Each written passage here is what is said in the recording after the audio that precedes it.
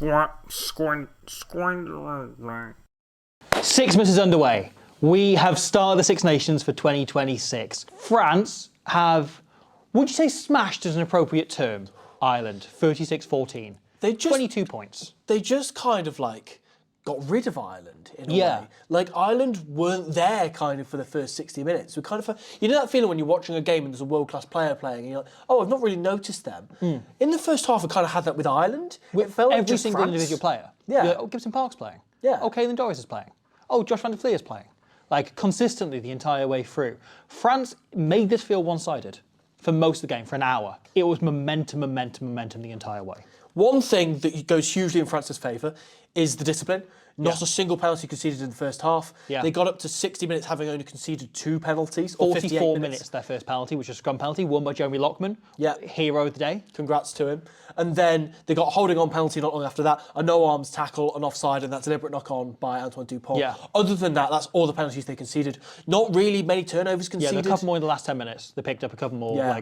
But again, by that point, they'd won the game. There was a lot of criticism of Fabien Galtier and a lot of question marks asked of why has he dropped Damien Penaud? Why has he dropped Gregory Audrey? Why has he dropped Gaio Fickou? And he took 3 huge selection gambles. And I think on Thursday, I was going to say Friday, then I was going to say Saturday, Thursday night, all 3 of them came off.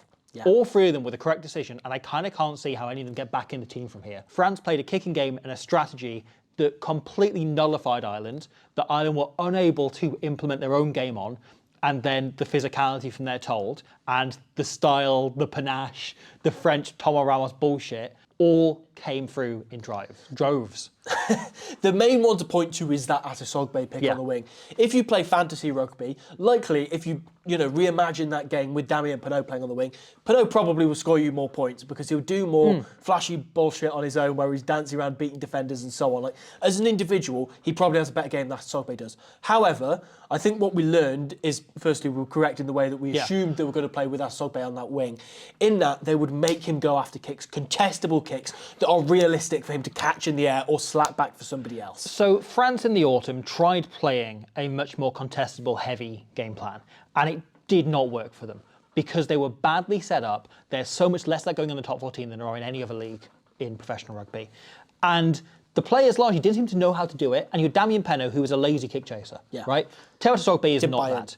And if you look at this setup here, right, this is a really, really good example, and it leads to the opening, and I apologise, we've got to use still as a Six Nations threat of legal action, so, it's going to be slow motion progression the entire way. I really apologise for that. It's the only time we see Louis Biabé move slowly.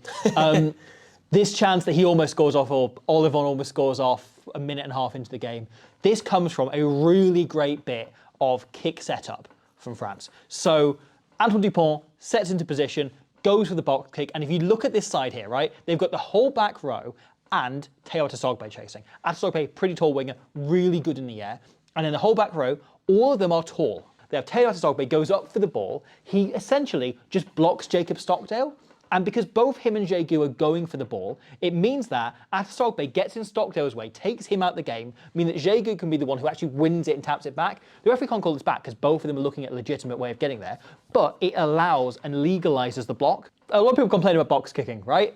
They're mostly wrong. Like, there are some teams who are really negative in how they box kick, but France bringing in more of a box kick strategy, looking at these contestables, is because it creates situations like this. So by using the back row in that role, it's meant they can leave Ramos and the rest of their back line and the likes of Olivon, the forwards who are great in open field, on the other side of the field. And then once that's won back, there's a bit of chaos. Dupont only has a second off. He just goes, what's important isn't like an accurate pass away. It's just that I fling it. He gets it as wide as he can. It gets into Ramos' hands and he unlocks the space. And BLBRA almost creates a try out of this. And that comes purely from the chaos that box kick creates, right? It opens so many opportunities for you to attack and open the field up because it disaligns defences. And that's why France is looking at it. That's why every team is looking at it more and more. And again, look at a very similar example of the other side of this. On this occasion, Tommy O'Brien actually takes the kick. He gets into the air nicely and takes the kick. And he is flattened by Louis Bielbiaré, who has chased this ball brilliantly. It's a very good kick by Dupont. You could argue it's maybe 2 or 3 metres. I don't think it is. I think it's perfect. But that's it. I think this kick chase strategy, it bakes in both possibilities, doesn't it? Because Bielbiaré gets his man to the floor, and then immediately following up, you have both Francois Cross and Anthony Gelon. Yeah. Both of them are straight into this breakdown and just contorting the support players. So Cross's clear out here is brilliant. It's so smart. So this is something that you see teams go for all the time, the L-ing in, right? So the idea is if like you've got Johan Uge here, right? And he is clearing out Mako Vanapola.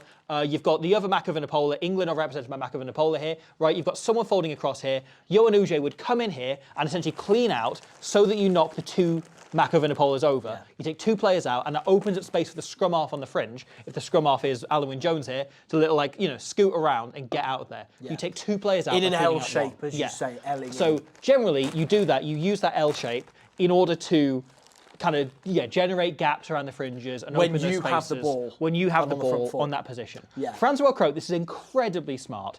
Goes for that because he knows there's only two Irish players in the backfield here, right? So by going for the L-ing in on O'Brien, he then managed to clean out the only other Irish player around, knock them out the ruck completely, meaning that no one is in position. Jones gets physically over the ball, allowing Jegu to come in and beat Van der Fleer to picking it up and winning the penalty. It's collateral damage because Jamie Osborne is in a decent position here, and Keane Prendergast is trying to quite cheekily come in the side here and lock that breakdown and potentially seal off a little bit. And instead, as you say, Gelon just doesn't allow for that, allowing Jegu to get his hands on the ball. And then immediately, he's there, Van der Fleer's in too late by that point. Yeah. He doesn't anticipate that he's needed as a reinforcement on that.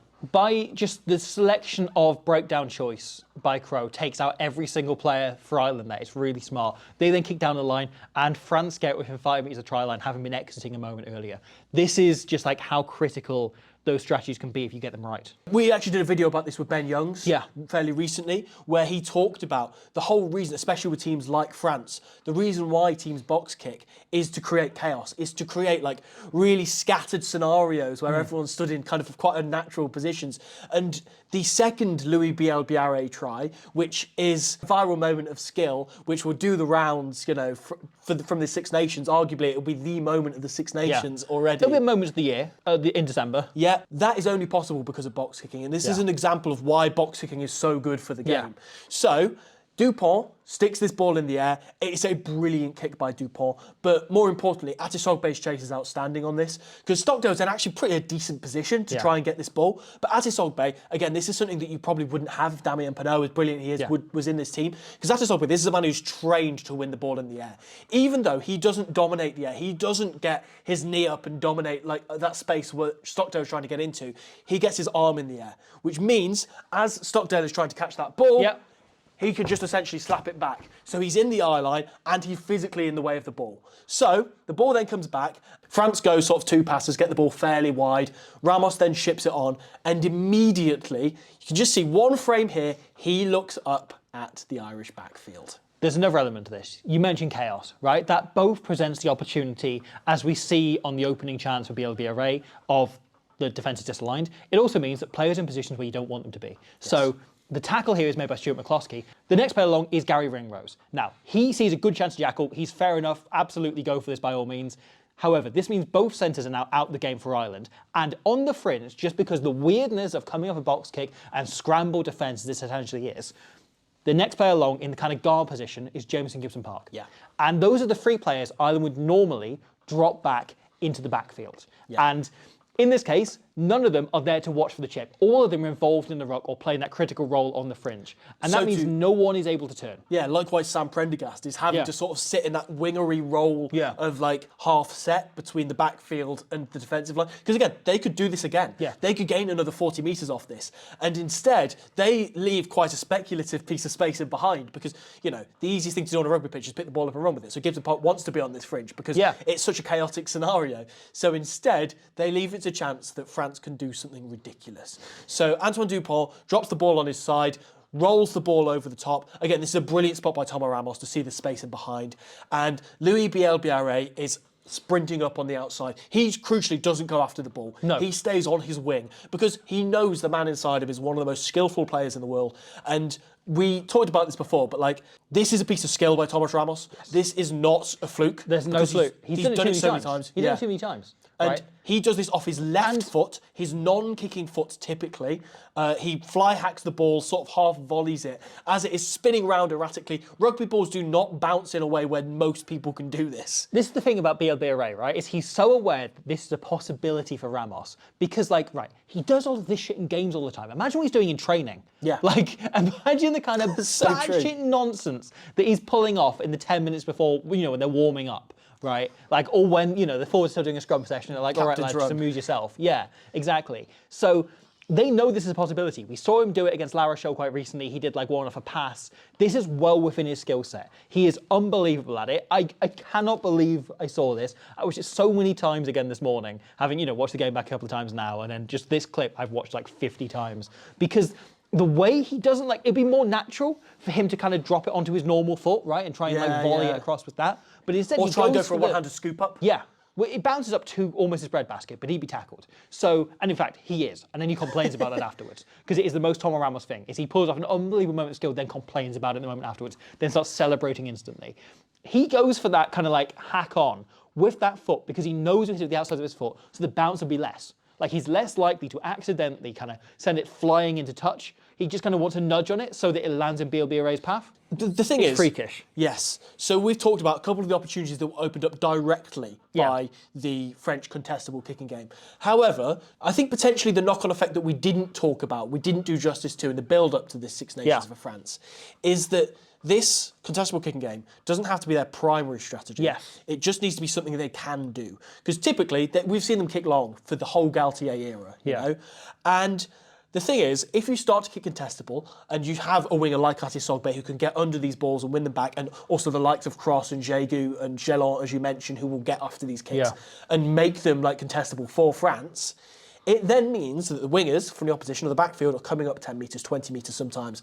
And the likes of Ramos, of Jalabert and Dupont can slap the ball even further in behind. It opens up attacking kicks. It opens up so much more space, which is how they like to kick primarily. So it's essentially laying a trap for the opposition to fall into. Probably the best example is this from Jalabert. Just slaps it long, gets it bouncing, did this a few times during the game, and it leads to an almost impossible situation for Prendergast to deal with, right? He can pick this up and he can clear it, and he probably gets it like 5 metres or so, but most likely he just wants to pick this up and either get smashed and touched by BLBRA, or he just carries it out and tries to just take the yardage. There's very little he can do here. There's almost nothing. There's almost nothing. So instead he goes for the volley, he goes full Ramos, and he doesn't do the worst job in the world. Like, this is a perfectly decent, this probably gets more yardage on it than anything else, but it's better than you could do, person who's criticising Sam Prendergast for this. What if Jack Crowley is watching? But he does land it in field. Unfortunately, it very almost goes out. Deporter knocks it back in, and France just look to play. And this is, again, a chaos situation. Because I've been jogging back and forth, right? BLBRA is still jogging down the touchline. He's been chasing that kick. He's just getting back into position still. And Gary Ringer has worked really hard to get into position here. It's a really good attempt by him, and he does take one play out of the game. However, there's a couple of passes. Some may say they're forward. Just forget about that for a moment being. And it's just making sure you can commit the defenders. It's just pure instinct from all these players, right? If they look up and they turn it into a series of one-on-ones. It's the principle of what we're used to France doing with their kicking game, isn't it? It's getting them to kick back to us so the likes of Jalabert, the likes of BLBRA, the likes of Ramos can just open up and attack back at you. And you mentioned there, like, BLBRA's finish on this is outstanding because he kind of does an out-to-in on Stockdale without doing it, if that makes sense. Like, he gets tap-tackled by Prendergast, then he's back to his feet and he kind of feints to go inside and then dusts him completely on the outside. Stockdale thinks he can show him the touchline, but there's just such a sheer level of acceleration that he doesn't need to change direction because you know he can. And then Olivon's try is not from kick return, but the principles are exactly the same. This comes from Mikel Guillard, who is phenomenal and was the best player on the pitch for the 50 minutes he played. Was just world class. Unbelievable, phenomenal. He absolutely smashes Van der Fleer to such a degree that Van der Fleer loses the ball in contact, which you almost never see. I can't remember the last time I saw someone hit him so hard he lost the ball. He smashed into touch, and France looked to play, right? Essentially, this situation, if you pause it here, and we've got to pause it here because we've got stills, on Thomas Ramos, this situation is counterattack. It is kick return. It is not a turnover. It is not set piece, even though ostensibly that's what it is. And they look to play it the same way. They go, okay, Ireland will condense down that end. Let's just get the ball to width, get it to the other side, and work it back. They work one phase back in field. O'Brien comes back up onto wing. correct decision. France have numbers here potentially. They can go that way. You want to cover that space. However, there is a little miscalculation by this, right? Jamie Osborne should be in control of this. He hasn't played in months. Stockdale's maybe got to make this call. One of the two of them has to make this decision. It's unsynchronised, isn't it? It's just the two of them not quite linking up. They haven't played much rugby together as well. Certainly not in pressure situations against the French team like this. And what we see then is Osborne and Stockdale both remain in the backfield, whilst Prendergast is in that wing position, right? What I want to be doing for their normal system is Prendergast comes up here, he cuts off the wing space, cuts that channel off, and then Stockdale slides into the position Prendergast was in, and Osborne into the position that Stockdale was in, right? And Gibson Park can then move by in this a point, little bit. yeah, Gibson Park can drop back. Instead, Gibson Park is on the wing here, and O'Brien's on the other wing. He could potentially slide in behind as well, and you can kind of keep this kind of pendulum system all working around. Instead, none of that happens, and you have 3 players in the backfield. This opens up space, obviously, behind, but also, because Gibson Park is left on the wing there, he also then isn't in behind for Jalabert to do his little chip, which almost never comes off. He does it so often, never comes off. This time it does, because Gibson Park isn't in position because he's covering the wing, because Prendergast hasn't got there in time, because Osborne and Stockdale haven't communicated. A great cheat line as well by Olivon, Yeah. who just stays in front of the player the whole time. And the fact he can still run these from the second row is really impressive. The execution of Grow and then is phenomenal. Yeah. It's just very, very smart. You think Grow's going to bomb this, and then actually just times the pass perfectly. Yeah. And then they've got Sogby there as an extra option as well if they need him. It's really well worked, and it comes from just Jalabert spotting on instinct that the scrum half isn't there. It's fascinating because the Fabien Galtier principle has always kind of been like our kicking game will feed our attack. Yeah. And now it's more the contestable kicking game will feed the long kicking game, which will feed our attack, which will feed the long kicking game, which will feed the contestable kicking game. Yeah. It's kind of like an ever-running triangle between those things. In the autumn, it felt like they had this broken component of the game they were trying to control everything around. Now it feels like they fixed it. And like, if you just look at a few of the contestables, right? Yes, it's things like them getting 2 players up in the air. Yes, it's things like Sogby just being so much better. If you compare to the autumn and how bad their escort was, the kind of group of players that get in around there and just take that space up so there is attack back, they're in position, right? This is a perfect still here. And just look at, there's 3 Irish players in position, there's 4, maybe 5 French players, and 2 of the Irish players are taking the same space. If the ball goes that way, it's actually more likely to knock it on because they're both going to go for the same ball. Where the French players, one dotted around in like a hexagon shape, all positioned so that every point where it could possibly be tapped back is covered. And sure enough, France win the ball back. Like, they've got so much better at spacing their forwards out, getting into that position, and a lot of that comes back to how they're using their pack. This attacking phase that France tried to run is fascinating. So on first phase, they get the ball quite wide. They don't particularly get over the gain line, but that's fine because they're clearly targeting the next phase. Yeah. Because they slide Yoram Moefana into scrum half, which isn't a natural position for him, but it's clearly so they can get Antoine Dupont into this fly-off position. I think it's a really good use of him, using him in different roles, because at this point, as soon as it's in his hands, you know that anything's on. He can cross-kick, he can use either foot, he can carry, he can throw a long pass, whatever. The more important thing, it's not Dupont, it's Jalabert. It's their use of him and Ramos into kind of having 2 different fullbacks in this point. Because one thing that's underrated about Ramos is, as much as he's a great playmaker, it's great to have him like as that second to last receiver who can time that last pass perfectly, whereas Jalabert can just make play. It's his job. And so instead, what they do is they move Jalabert into this really quite vague position. It's really hard as an Irish defender to kind of look up and go, what boot is Jalabert trying to look to get into? What line is he trying to run? So Dupont hits a really flat pass to Nicolas Deporter here, with Charles Olivon running a hard line off him, with Jalabert then coming into the boot.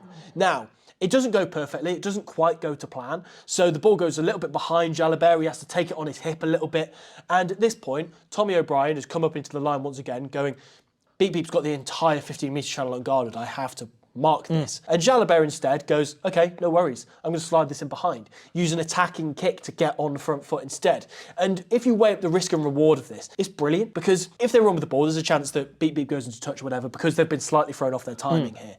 Instead, Jalabert's kick is absolutely outstanding, because Jamie Osborne has to pick it up off his bootlaces because it's rolling along the floor, a very dewy ball as well, like difficult one to pick up off the floor, and then he's forced onto his right foot. So he doesn't kick this ball. He thinks about it and instead has to carry well. He does well off this, and Gibson Park gets a good kick away. And if you consider this is maybe the worst case scenario for this exact phase shape that France were running, they've still made about a 20-metre net gain, you know? Yeah. Or you look at this one instead, where Antoine Dupont goes for a little roller kick over the top. And again, knowing that Osborne is forced onto his wrong foot here, he has to just slice the ball into touch. For somebody who does pretty well out of this, they have still just made like a 10-metre net gain out of this because they have used such a range of kicks already. It's really difficult for Ireland to cover all of this space because there's so many options that this halfback combo and Ramos can use.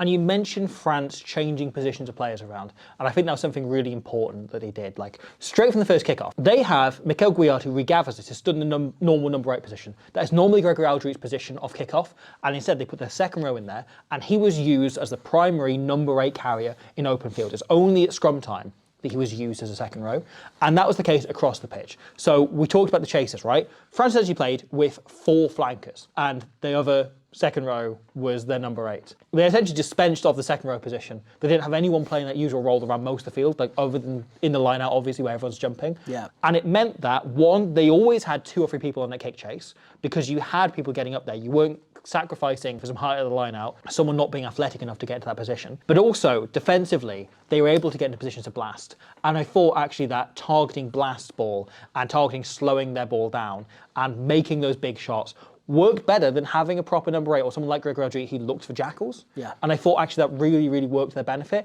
particularly Mikel Guillard, who he alluded to, but I thought was just unreal the entire game. Work rate through the roof. I mean, 17 carries in 50 minutes. The guy's engine is insane. And clearly they said to Guillard, like, give us 50 minutes of absolute effort and then we'll bring you off for Manny Miafu. And he was outstanding. He offered himself to carry literally every single time he could. Yeah. And also, like, it's not just that he was making carries, it's the kind of carries that you can tell when somebody goes to whack him, how much energy that takes out of you as a defender. And he was always moving forward. The guy is ridiculous.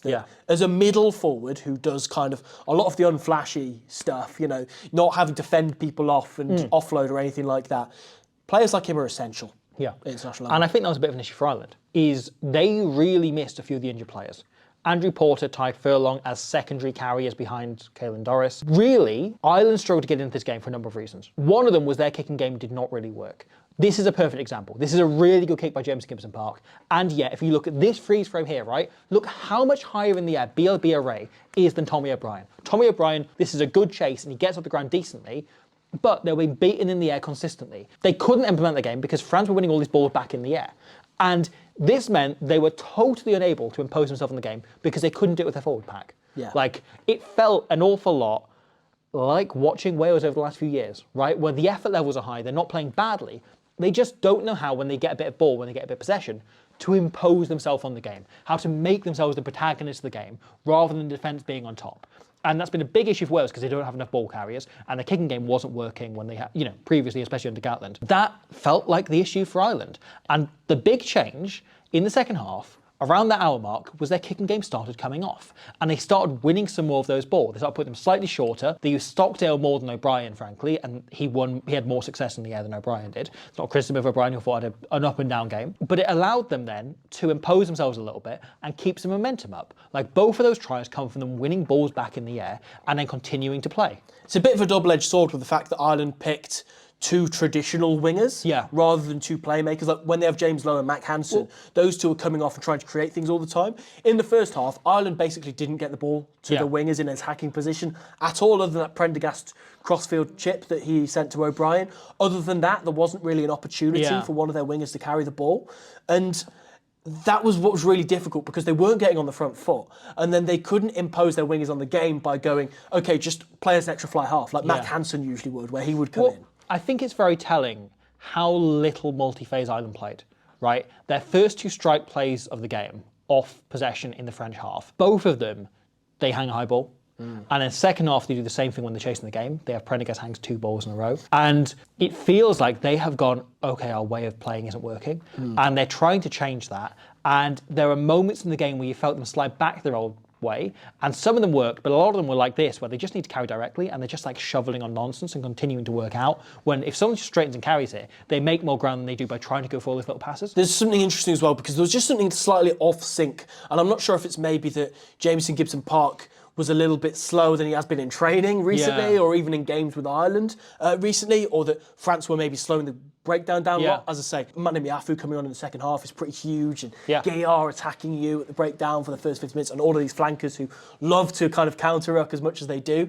And so it leads to moments like this, where Big Joe McCarthy has Jeremy Loughman in his hard line, and he has Sam Prendergast coming out the back, and it's just slightly off kilter, it's just slightly off timing. Prendergast is probably a little bit early into the boot here. He's a little bit early onto the outside of Loughman, which means that Loughman is in the way, which means that when Big Joe lifts the ball to Prendergast on the outside, because there's a man in the way, he has to slightly contort the pass a little bit, which means Prendergast has to take it one-handed on his shoulder a little bit. It slows the Irish attack by, you know, half a second, three quarters of a second maybe.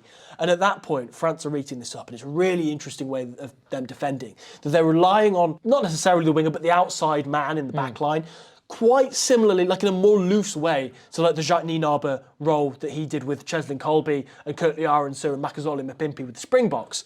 And so they have Antoine Dupont flies off, he uses that extra half second to just get in the eye line, just make a bit of a nuisance, to be in the way sort of thing. And then Louis Bielbiaré in particular, they put a lot of onus on. And he just really gets into that passing zone. And it becomes really difficult for Ireland to then execute the extra passes. You've also got this one. Jameson Gibson Park throws an absolute horror, a rock of a pass to Joe McCarthy again. It goes through his legs. And once again, at this point, Teo Atisogbe, great work rate from him, flies up. It becomes a really difficult position for Stockdale to tidy this up. Even in a best case scenario, let's say the ball bounces up into his hands and Dan Sheehan's work back, he's onside, he can attack. That flick pass is going to take a second, you know, and it means France can get up on their feet whilst the ball's in the air and reassess. They're having to go backwards. We can cover that, you know? Instead, Atisogbe is all over Stockdale like a rash. And he's on the floor. Again, if you look at worst case scenario there, France are in no trouble. They're covering all that space. Versus best case scenario, Atisogbe lands on top of Stockdale. He's potentially opening up jackal threats. In future, this way of defending, when the opposition's attack gets a little bit loose, it means there's huge opportunity to pounce and create that turnover ball, which France love to play off. And again, another struggle for Ireland is just the fact they had so few carrying options, right? You have, and not to compare them to Wales again, right? But Wales basically only have Jack Morgan and Derry who carries, front-up carries who get you over the game line. And Ireland, it felt similar. It was Caelan Doris and it was Joe McCarthy. And everyone else was kind of crumpling on the game line, and you're not making any yardage, you're not making any momentum. They found no way to implement the game that they wanted to play going into this. And I think it's interesting they've learned so much in the kicking game as a way of doing that, and they got so little change out of it. I would say there's a little bit of concern for France going forward, the fact that the moment Ireland's kicking game got on top, they started giving away penalties. Like, and their penalty count went from 1 over 50 minutes to suddenly giving away like 5 or 6 in the next 10. That is a bit of a concern. And just errors generally as well. Borthwick is probably looking at. He's probably looking at the first 50 minutes and going like, oh shit. And he saw the last half hour and went, actually, we can win this game in Paris. Because they're the best contestable kicking team. And if that is the way that you can weaken France, is on their own ball, on the receipt. As you say, like, as soon as Ireland scored a try, straight away off the kickoff, Gibson Park would roll another one in behind. And they would get back on top. Luckily, on the third time of asking, it happens to bounce France's way, which meant that they could then just like go back into slowing the clock down a little bit and playing their own way and just playing in the Irish half. But if it comes down to 50-50s, Borthwick will be smelling blood. Final thing to mention, the Teo Atisogbe try in the final play, which is really, really nicely taken. I really like this as a play. It begins with a classic bit of Baptiste Saran content. Because Antoine is bloody Antoine Dupont, we've got so little Baptiste Saran content at international level lately. And yet this is brilliant. So Tyke Byrne goes for the jackal. He gets told off by the referee. As Carl Dixon, he calls him by name. He goes, Tyke, no, don't do that. And Tyke Byrne is caught, not napping, but caught being a good boy. And turns to look at the referee. The moment he turns his head away, Saran dummies and goes, and he just darts, like taking him listening to the referee for granted. France work out to width. And then this ruck, right? And this is like one of these things you don't think is good, but is. They commit 6 players to this ruck, plus they have on top Teo Atisogbe on this touchline on this side. That means they can go in field 1, and they've got 2 carriers there, and a third player comes into the ruck, meaning that if they go back the other way, kind of classic 11 play, all those players are now just in position, and all of them can just stand and one by one pop the ball, simple rugby, simple hands down the line, pop it along until eventually Jalibert has the opportunity to put Atisogbe away in the corner, and Atisogbe is such a brilliant finisher, he takes his chances every day. The other thing about this is, it's a lot of defence coaches say it's quite difficult to get off the line both ways. Yeah. When teams play to blindsides, that's typically a way of stunting line speed from the opposition. And that's compounded when everybody's just been in a ruck, and everyone's straight back to their feet. Ireland will have half a second of thinking, there's no threat here. It's all going to go back that way. So we're going to fold, So we're going to sacrifice men. So Ireland have 4 men on their feet on this side. So Saran knows as well, I can push my luck here. I can take one of them out of the game. They're all so flat onto each other. And the most important component of this is Emmanuel Meafu. You literally just can't smash him ball and all in this shorter period of time if you're Jacob Stockdale. Yeah. If you are undersized compared to him, you can try, and he does try, and he gets in a good contact. Fair play to a guy Jacob Stockdale's size for managing to drive Meafu back. But the thing you can't stop him doing is that Arhir Sneijman thing of getting the ball free one-handed and popping it over the top. And as you mentioned, Atisogbe, incredibly patient, just stays literally on the touchline and takes the opportunity brilliantly. He really deserved to try because as much as I say, he did less flashy individual stuff than Penaud, they as a team played so much better for having him on that right wing. Absolutely, and they as a team played excellently. I thought this was a really good performance by France. I thought the most concerning thing for Ireland is this wasn't a bad performance for them. Yeah. They just didn't look at the races in the same way. It was quite a worrying performance for them, and you hope over the coming weeks they put that right and they ought to get a bit more physicality and a bit more pace about them. But that is round 1 done and dusted for these 2 teams. France head to Cardiff.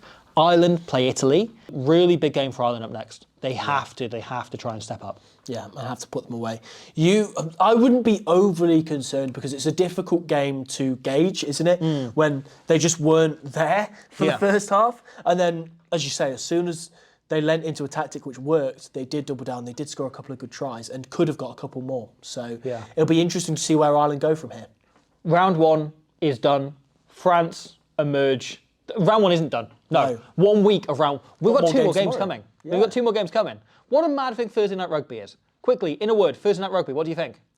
Woke. Unfortunately, an ad break came over the top. Sorry.